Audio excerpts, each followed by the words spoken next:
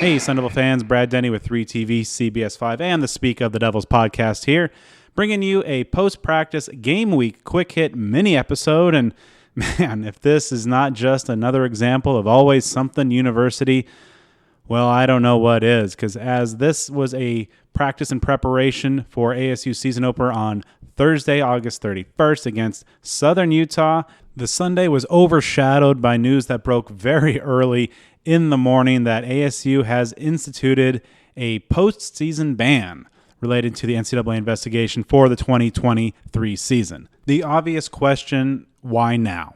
This is an investigation that has been going on for well over 2 years at this point. There's still no resolution from the NCAA or any indication when it might wrap up. And of course, you know, the key players behind these allegations, and Herm Edwards, Antonio Pierce, etc., all long gone from the program. It's a new era, and this is a season that has finally been looked at with excitement for Sun Devil fans. Something that, you know, I really think that the biggest win Kenny Dillingham has had so far is warding off the apathy that the end of the Herm Edwards era had really kind of brought in Tempe, and people were excited.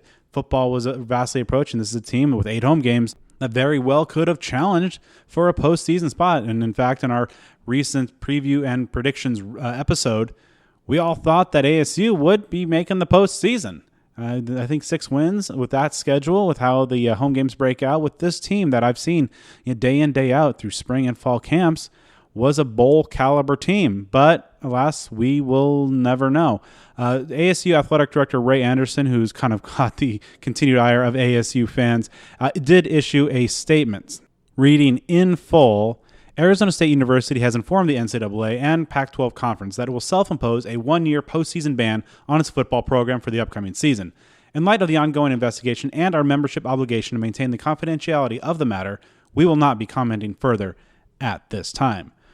Which is prudent in one sense, but there's a lot of questions, a lot of answers that need to be provided.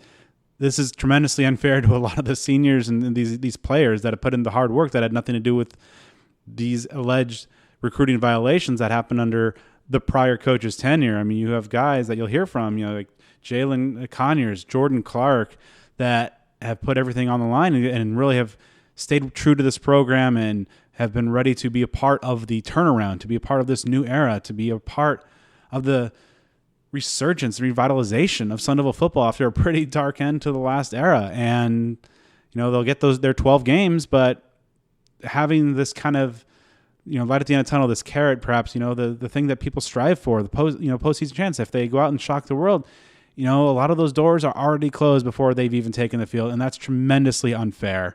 And I think it's just another failure of ASU's leadership in this capacity, and this kind of relating to this whole NCAA investigation and approach. And, you know, I've always been on record to say never cooperate with the NCAA, don't do their job for them. And we'll definitely have more on this situation on the full Speak of the Devils episode this week when we preview ASU's football game. They actually do still have a football game to open the season against Southern Utah on Thursday night. But yeah, we will dive very much into detail on this whole situation and just kind of the unfortunate nature of how this whole situation kind of wrapped up. And you could see the kind of like dark cloud cast over practice today, and kind of, you know, there was football practice today as they get ready for the season opener. And just a couple of things that kind of jumped out. You know, the quarterbacks continue to look pretty solid. They're getting a little bit better. Jaden's finding more of a rhythm since being named starter. Hit a number of deep passes today. Had a great deep ball to Troy Ramirez, in fact, and a great throw during a team session where he was kind of forced out of the pocket, flush, run into his left a little bit, and had a good completion there. Had a nice also deep ball to Xavier Guillory. Defense continued to be getting after it, as you know, we've said all fall camp long. The battle at left tackle, Bram Walden was getting a lot of first team reps again with trying to unseat Isaiah Glass, the incumbent starter there. So we'll see exactly how that proceeds over the coming days and who ultimately takes that first snap. But of course, you know, everything was focused on the unfortunate news that ASU is self-imposing this bowl ban at just a few days before the season opener. So, let's dive in and hear from the head man himself, Kenny Dillingham. You know, he obviously had some pretty strong reactions to the news. Kenny, we heard you just talking to the guys. What did you tell them after a day like that? Control us. I mean, I knew today would be shitty. I mean, they receive horrible news on a Tuesday practice in the morning before we meet for special teams. So to think that 18 and 22-year-olds are going to go out and have a good Tuesday practice is absolutely delusional. But I think the guys battled. The guys did the best they could do. Was it emotional telling them that? Oh, yeah. You have a whole bunch of seniors who compete, and they can't compete there anymore. Kenny, when did you find possibility? I was informed this morning at 6:30 a.m. What was your reaction? I met with Ray Anderson and Gene Boyd. Are you able to share any details of what was expressed in that conversation? I really don't have any other information. What was your reaction when you heard the news, Kenny? It was upsetting. How do you, I mean, motivation is a huge part of coaching. Without that carrot to have, where do you go from there? Just be the very best we can be every day. I mean, what I just told the team is nobody cares about your circumstance. In reality, most people in life would rather see other people fail so they don't have to work hard and to actually work hard enough to beat them. So everybody looks at this and like, oh, great, Arizona State's not going to be motivated anymore. That's a win. That's how the majority of the world thinks, is nobody wants to work hard to achieve success. They want to bring other people down lower than them, and they can do the exact same work ethic. So people are looking at us and they're satisfied. They're singing for joy. They're excited because they think there's no way Arizona State football is going to be able to keep their mindset to compete. And that's the challenge, is it's us versus us every day. Was there anything said from the players about this, or was it more just the body language and the way they responded? I mean, things were said, but that's between us and the players. I mean, we're not happy. What's that Just like what do you going think? from being excited for the first week and then getting news like that? Oh, it's not great, especially on a Tuesday for practice, but it is what it is. Like I told the guys, we can't control it. Like, you can't control it. Not one person in the country feels bad for us. Matter of fact, more people are happy about it. Because like I said, people love to see other people down. People feed off of it. It's the world we live in. And if we allow people to feed off of this circumstance for us, then that's on us. And it's my job to try to get our team and rally our team behind each other to go compete and go work at the highest level. Kenny, you've preached Activate the Valley. What's your message to fans after the news this morning? I mean, this isn't the highs and lows that I was expecting, but it still is a low. And I said we need everybody to do this together, and our team needs everybody to be out there to support them, so they know what they're doing is all for naught, and that they have a value behind them to support them. Kenny, I heard that there was a discrepancy between your contract that you signed and what was initially agreed as it related to any sort of punishment or sanctions with the NCAA. Is that accurate? No comment. There's been some thought about postseason bans not being fair to kids, punishing kids for the actions of the coaching staff and previous coaching staff. Where do you see just the fairness of this? Yeah, I mean, I'm about the kids. Everything I do, I believe in the players. Everything we should do should be about helping the players be successful in life, helping the players do everything they want to do to be successful. So anything that has a negative effect on our players bothers me. How about this week? Are you happy where they're at going into the first game? Yeah, I think our guys are excited. I think our guys are together. I think this can be motivation to really grow. Does it allow them to just play really loose without nothing to lose? No. Next up, you'll hear from a couple of ASU's veteran leaders, members of the Leadership Council, and get their thoughts. First up, defensive back Jordan Clark. Tough news today. What's your reaction to the ball ban? We play Southern Utah on Thursday. I can't really focus on that. It's out of my control. I'm sorry, I'm not the athletic director or the president, so I'm just getting ready to play Southern Utah, man. Came out here to game plan, see what coaches have for us, and get to work. What did you feel like kind of the collective reaction though when you guys did find out? Was there kind of Well, yeah, everybody's obviously upset about it. That's something that you aspire to. That's obviously everybody's preseason goal is to win a championship and get to a bowl game. But ultimately, our goal every week is to win the game that we play. I'm just worried about Southern Utah. That's where we've shifted our focus. Nobody's going to feel bad for us. We're not going to feel bad for us. We're ready to play football. You first found out in a leadership meeting? Yeah. Did you know when that was called that, like, what is this about? Did you have any idea what you might be getting ready to hear? Well, I mean, a surprise leadership meeting is obviously never a good thing. You're not necessarily thinking that it's going to be that, but, you're expecting bad news to an extent. But ultimately, man, you can take a second to be upset about it, but the season still has to get played.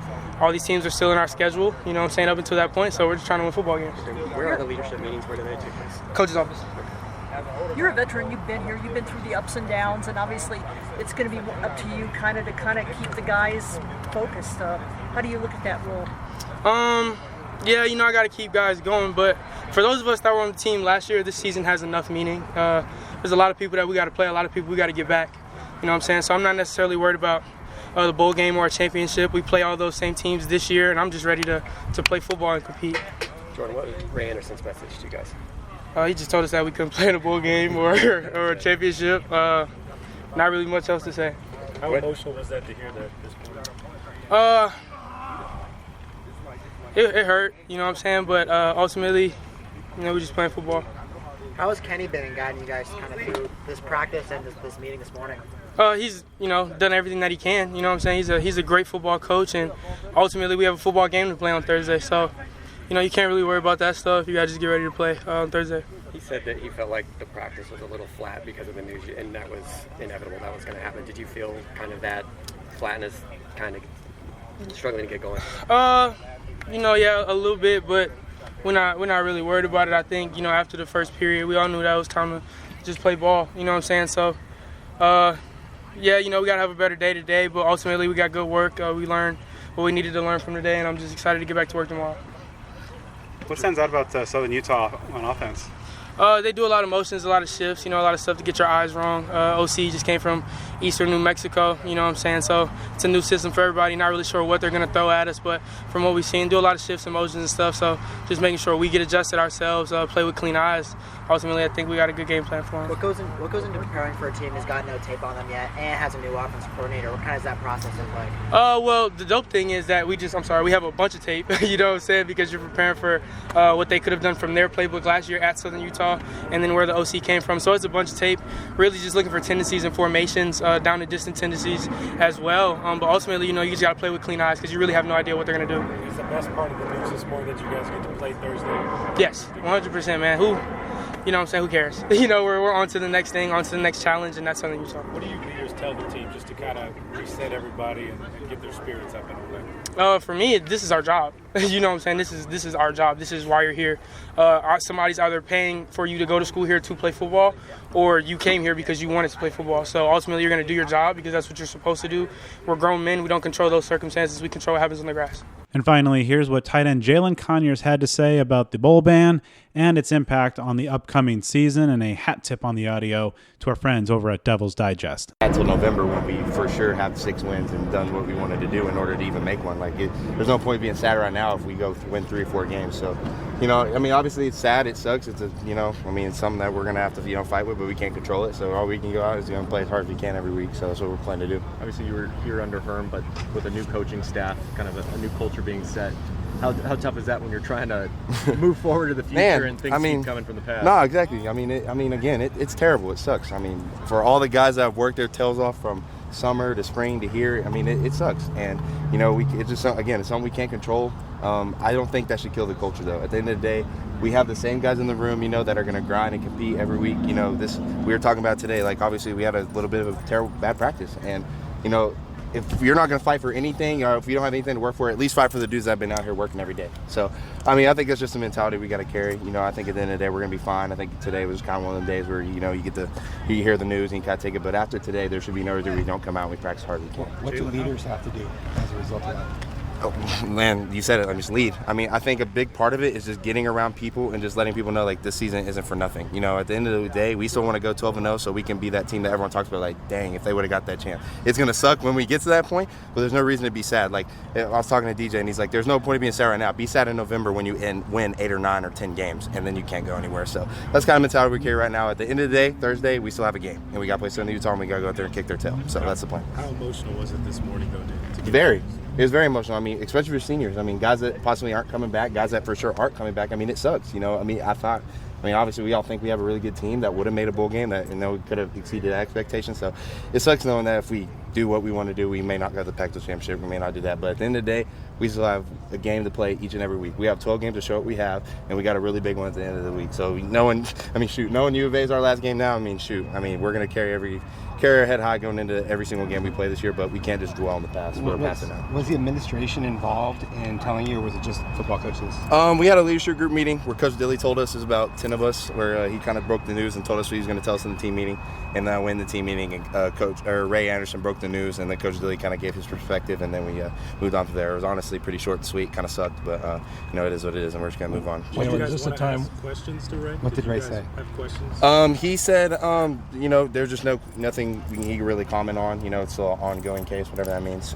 So we didn't really ask him questions. You know, I mean, what the most we can do is sit there and whine and complain and say why and this and that. So, you know, it's kind of all of us that were just like, you know, we got to take him, we got to move on. So, you know, that was kind of the mentality. But it sucked. It sucked to hear it for sure. Is this a time where you summon the 7- and 8-year-old in you to say, oh, we get to still go out and play football every week? I mean, yeah, absolutely. I mean, at the end of the day, like, this is still fun. Like, I mean, I'm still going to come out here and practice and have fun and joke around and play around. And, I mean, it sucks. It sucks knowing that. But, you know, when we were young, we did. You used to win a bunch of games and you didn't necessarily get a championship game or you didn't necessarily get stuff like that. So, you know, I think this is really going to bring out the guys who really love football and who really just want to play the game and really guys who honestly want to get to the next level. Like, this isn't just a throwaway season because we don't get to go to a bowl game. You know, we're still going to go out there and play hard. Is there any explanation given from Ray or the administration of kind of why now, or is that any rationale on no, that? we didn't. You know, we didn't get any explanation on why and when.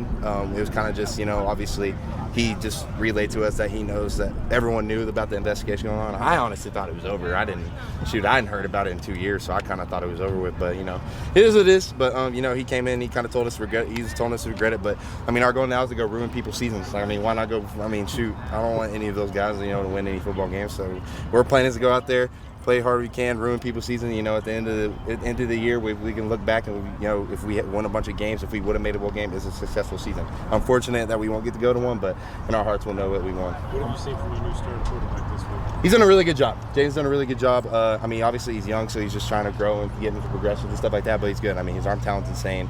I mean, you know, he's a baller, and I'm ready for him to go out on Thursday and show it. I mean, I think a lot of people, you know, obviously this quarterback room is very talented, very experienced, so for him to win the job, that tells you how much trust the coaching staff, the players, everyone has in him. So, you know, I'm excited for him to go out. You know, he's been having fun doing his thing lately, so it's going to be fun, and I'm excited to go out there on Thursday. Thursday night, Southern Utah. I mean, what are the expectations? What are you feeling going into the season opener? Kick their tail. I mean, shoot, we were talking about it earlier. We're like, man, Southern Utah's going to get a lot of angry Sun Devils on Thursday. I mean, shoot. I mean, to be honest. So, you know, obviously they're coming in, and, you know, you never want to be that team like last year that lost to one of those schools. No offense to them. But, you know, our job is to go in there and win and go in there to kick their tail. That's what we're supposed to do as, like, you know, the team we are. So, you know, that's our plan. We're going to go in there, try to execute, try to obviously get everyone going, get in the game flow. I mean, it feels like forever since I've played a football game, so it's going to be nice hitting someone else in a different color jersey for once. So, you know, it's exciting, it's fun, but at the end of the day, we're going to go out there and take the same mentality every game. You have to address anything with, obviously, Oklahoma State the week after? Anybody looking past? No, I mean, obviously, it's hard.